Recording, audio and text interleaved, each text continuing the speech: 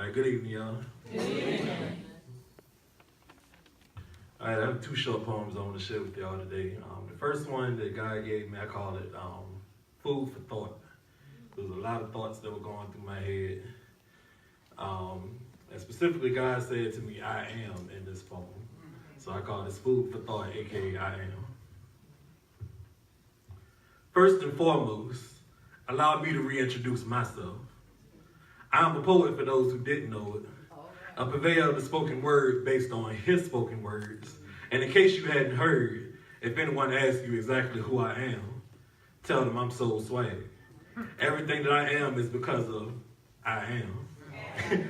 But trust, I wasn't always this confident in my purpose.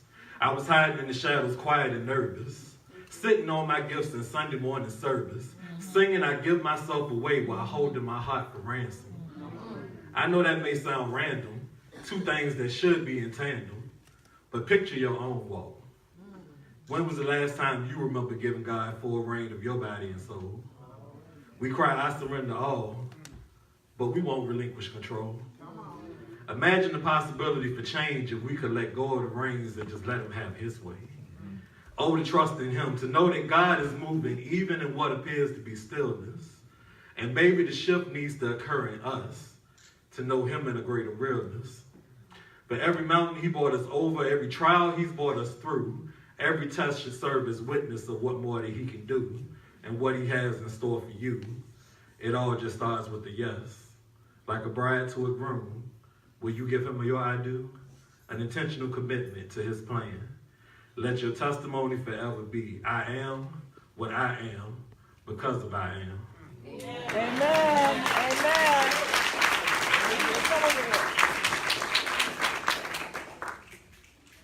All right, so before I get to my next poem, I do want to put just a quick plug in. I host a ministry here called the Shy Cafe. It's an open mic platform for young adults here at First Charlotte Baptist. Our next date that is coming up is going to be February the 24th, 2019. It'll be at 4 o'clock p.m. and we're going to celebrate all things blackness. We call this the Afrocentric Shy. So we're going to celebrate being proud and confident in who we are as black people. So please, if any of you are available, join us on February 24th at 4 p.m. We will have more advertisements and things leading up to the event, but I just wanted to put that out there so you all would know. And as I get into my next poem, this is actually the poem that sparked my spoken word ministry here at First Shiloh. It's called Revolution Revelation. I went with Reverend Wayne up to Baltimore, and I was able to share this at a spoken word ministry up there. And that prompted me to start the Shy here at First Shiloh Baptist, so I thought this would be very fitting tonight. So I give you Revolution Revelation, the very first poem that sparked the spoken word ministry here. Did the revolution die? I distinctly remember Gil Scott-Heron telling me that it wouldn't be televised, but now I can barely see it alive.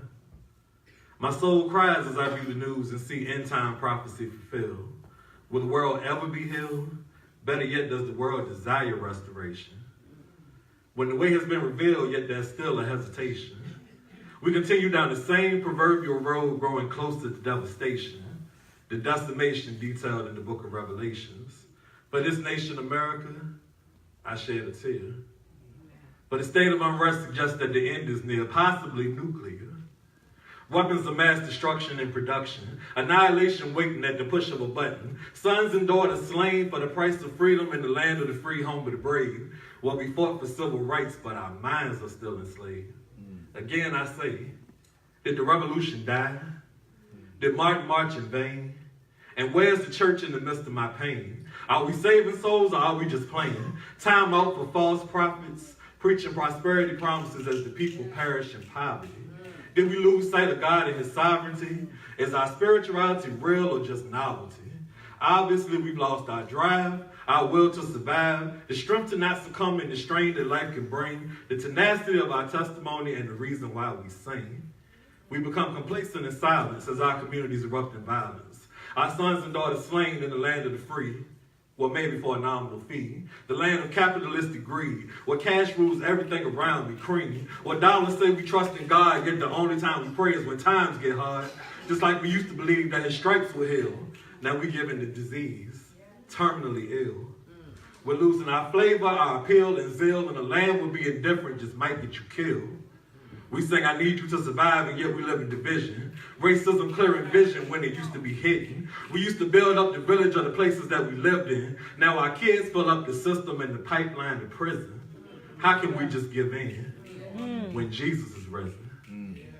It's time to take our swagger back in our proper position. Because he lives, so does the revolution. We must be the bright light to Mr. Confusion, the vessel he's using. Revolutionary in the time of revelation. Revolutionary in the time of revelation.